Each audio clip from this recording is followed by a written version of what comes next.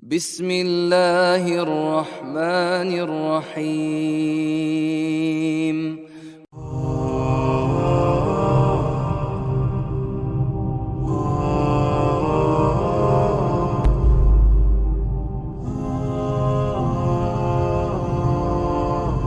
of kafir. Okay. The second type of kafir, a murtad. Okay, and we can divide these up into three types as well.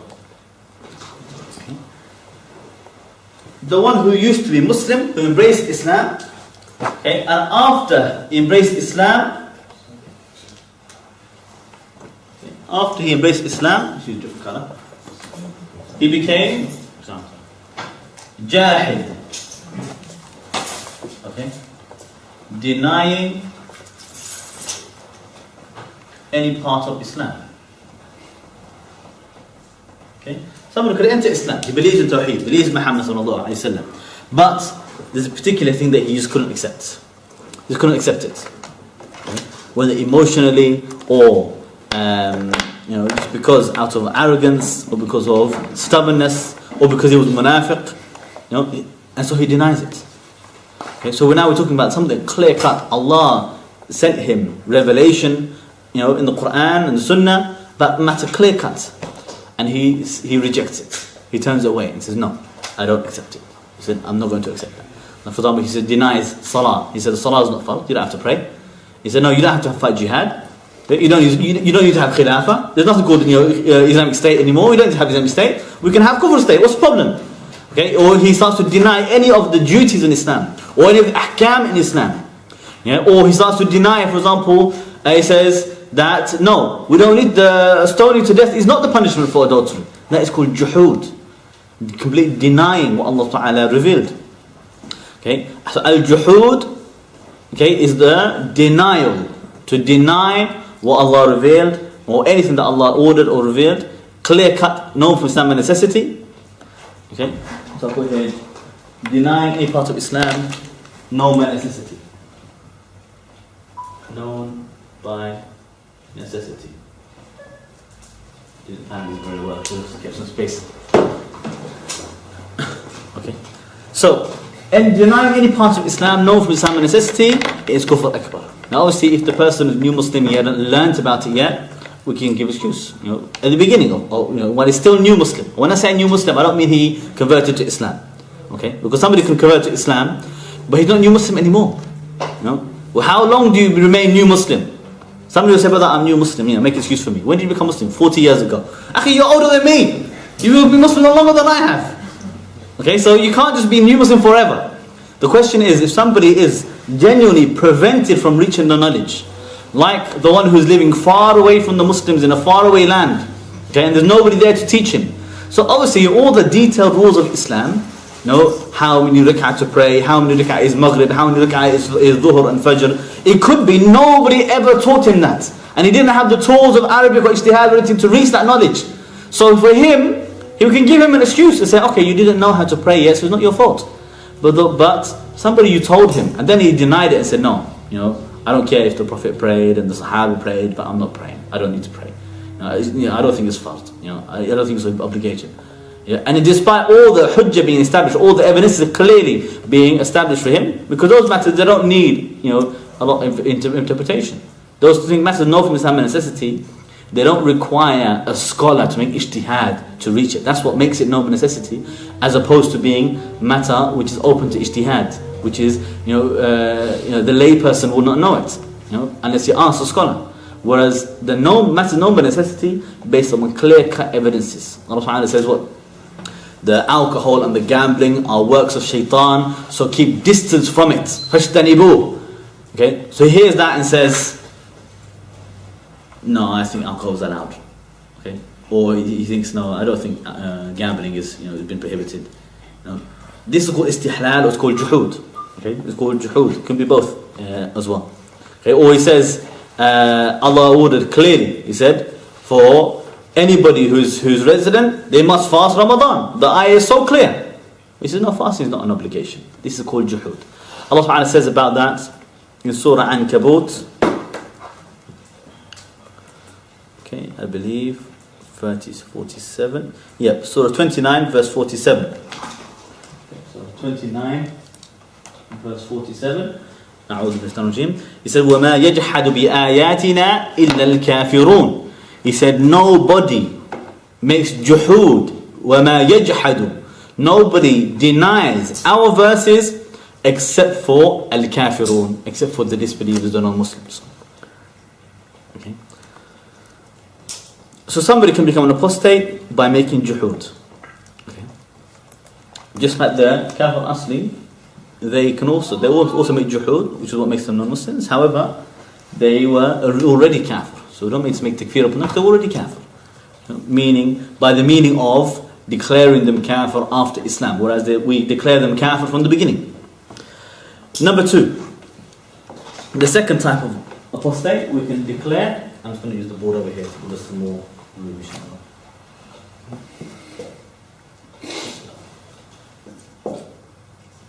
Mustahil. Okay. Mustahilun is the one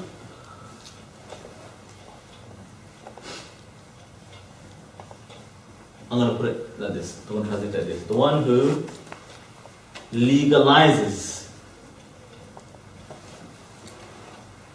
what Allah made illegal. Okay? The one who legalized what Allah has made illegal, He made halal what Allah made haram, is called istihlal.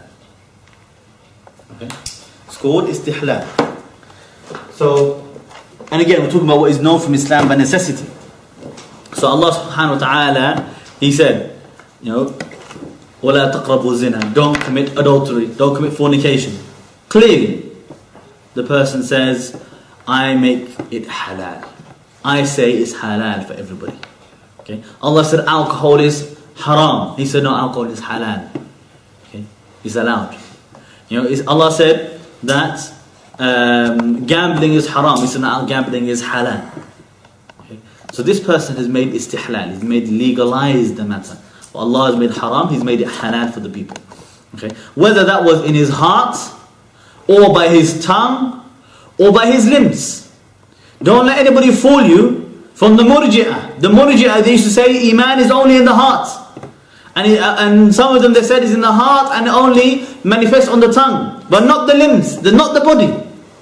If somebody says with his tongue, alcohol is halal, it's the same as the one who writes with his hand, alcohol is halal, I make it halal for you. Don't let anybody tell you it's haram. No, it's halal, I write it for you. He writes in his books and justifies. He writes books refuting the Quran to say, no, the Quran says haram, but I say it's halal. This person is kafir. Even he never said it with his tongue. Okay? Even more than that. And I'm going to give you one example. Not because I believe this is a good reference point as a person, but just because, for some people, it will bring sukoon to their heart, more than others. Ibn Baz. Okay? Sheikh Ibn Baz, he gave a fatwa in his Majmu' al-Fatawa Ibn Baz, okay, about a woman. She was an author in a magazine in Saudi Arabia, I believe in Saudi Arabia, and she wrote an article making fun of the hijab. Obviously this is kufr. Mocking the hijab is kufr. Okay? So he called her kafir, but that's not the point. He also called kafir, made takfir upon the editor of the magazine. Why? He said because he allowed her to write that, and he published that magazine, when he had the authority to stop her. He had the authority to prevent her. He was in charge over them, he was editor of the magazine, he could have stopped her article going through, but he allowed it to go through and said this was istihlal. This is Ibn Baz fatwa. Okay? Don't accuse me of being khawarij. This is Ibn Baz fatwa. Okay? So what about the ruler who allows, not only he allows the riba in his country, but he also advises a decree and license, permission, specifically saying, you are allowed to deal with riba. Not him, because he needs a license from me first. But you applied for the license. I give you permission to deal with interest. And he has set up an entire body to regulate all of those banks. And the people, they say to you, Akhi, how do you know that the Saudi government knows that the riba is taking place? I know everybody else in the streets, they see it everywhere and they know it's taking place. But how do you know those in authority know that the banks are dealing with know what the banks are doing in the first place? Yeah? Have you looked at the ministry, in Arabia of the financial services? They have an entire ministry for it. And I read one document of theirs and read it. And it's all about the rules laid down for the banks. And they're told that they must report everything that they do. And if they don't report it, then they're going to have stiff punishments. And they made it clear, we monitor everything. We check what everybody's doing in the banks. Why? Because they're trying to stop money going to Al-Qaeda and the Islamic State, and so trying to stop money going to fund terrorism, they said. So they monitor everything in the banks. They declare it. Okay? And they lay down detailed rules. Unbelievable amount of scrutiny they have and how much they actually look into every little transaction. And you're going to say to me after that, the government doesn't know what the banks are doing.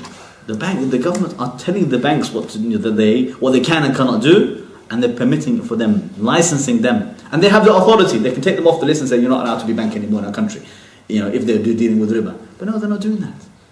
Okay? But anyway, mustahil, it could be by the heart, could be by the tongue, and could be by the limbs as well.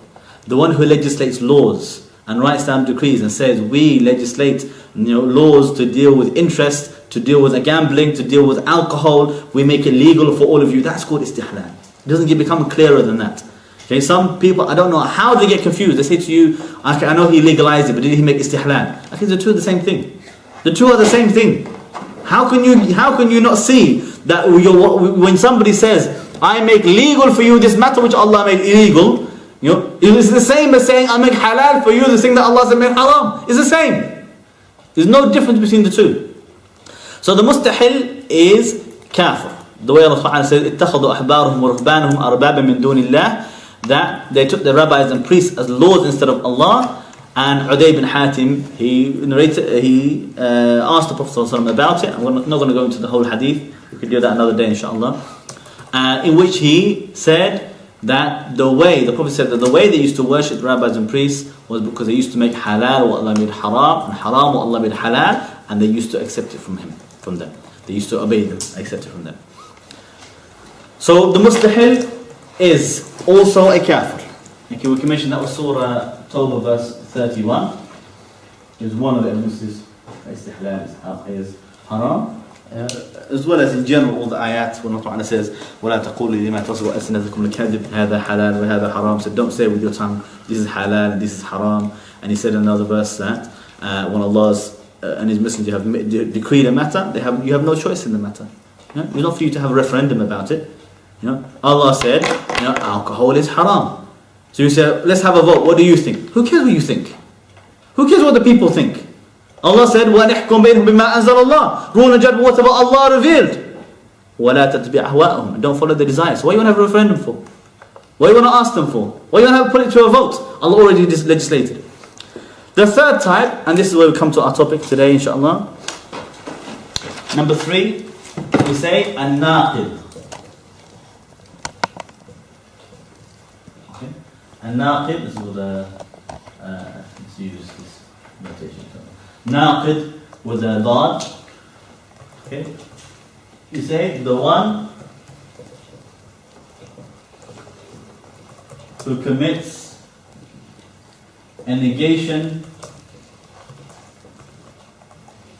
okay, or nullifier, because we could put it as well, of Iman. Okay? So, the way, if you have a flame, that flame will continue to burn until something extinguishes it. Either because you run out of fuel, or because you took away its oxygen, or you put a blanket over it so it cuts off the oxygen, whatever it is, there's certain things that will extinguish that fire, extinguish that flame. And the Iman is the same. The Iman is like a flame. if you do something to extinguish it, even though you used to have the flame, even though you used to have iman, the iman will be nullified and disappear. Okay. Another example, we say you have nawaqid al-wudu. You have the negations or nullifiers of your wudu. You can make wudu in the morning, does not mean you will have wudu in the evening. Just as you can have iman in the morning, does not mean you'll have iman in the evening. Because there are some things that will nullify your wudu. There are some things which you make ablution. Okay, you make ablution for your salah. Okay, you wash your face, your hands, your feet, your head, wipe your head. But then after that you go to the toilet. Do you still have wudu after that? Okay. Someone say, you become khawarij. How dare you say I don't have wudu anymore? How dare you say? You can say, because look, it's clear. No matter, Allah said this, if you do this, your wudu is gone. And if you do this, your iman is gone. This is what Allah subhanahu wa ta'ala informed us. So there are things that will negate or nullify your iman, just as there are things that will nullify your wudu. So, an-naqid, the one who commits one of the nullifiers of iman. I should say of. Okay. Nullifiers of iman. So, according to Shaykh Muhammad ibn Abdul Wahhab, and this is just one classification of the apostasy of the kufr. Just as we had 19 branches we mentioned last week, somebody could put 20 or 100. If you look to the books of the Salaf, when they used to speak about apostasy, the chapters of Bab or Ridda, the chapters of apostasy, they used to list hundreds of different individual acts, individual examples of things that will make somebody a kafir. Okay? So, but what you can do is you can summarize them. You can bring umbrella types and terms that will include many of the other types, many of the other examples in one. And so that's what Shaykh Muhammad ibn Abdul Wahhab did, and he did this in 10 points. Okay, so he put the 10 negations of iman. Okay, and you can find this in his book or his risala on the same title. Okay, so it's called An-Nawaqid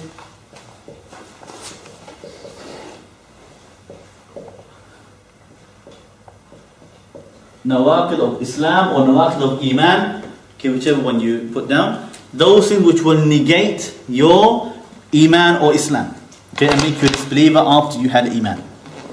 Okay? And you should realize as well that anybody you speak to, generally from the Salafi persuasion, or who refers to himself as Salafi and reads the books of Salafi, he is likely to have come across this before. So you won't be telling, it should be something he's familiar with, even if he pretends or acts as if he never heard of it before. He's probably heard it before. So remind him, and he'll find difficulty disagreeing with what you're saying, because he knows this is what his shuyukh have been teaching him and saying, and writing in the books. And